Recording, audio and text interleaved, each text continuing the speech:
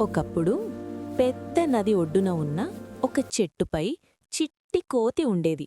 ఆ చెట్టు పండ్లతో నిండిపోయి ఉండేది.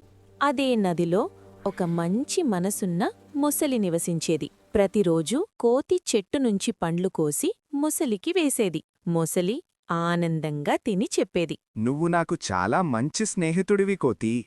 అని. రోజులు గడిచాయి. మొసలి ఇంటికి వెళ్ళి ఈ కోతి చాలా తీయని పండ్లు ఇస్తోంది. ఆ కోతి గుండె తింటే మనం ఇంకా బలంగా ఉంటాం. మొసలి బాధపడ్డాడు. కాని భార్య మాటలు విన్నాడు.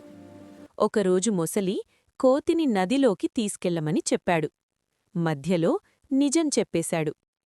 కోతి మాత్రం తెలివైనది. అది నవ్వుతూ అంది అయ్యో, నా గుండె చెట్టుపైనే పెట్టేశాను కదా. అని. మొసలి వెంటనే తిరిగి చెట్టు దగ్గరకొచ్చాడు.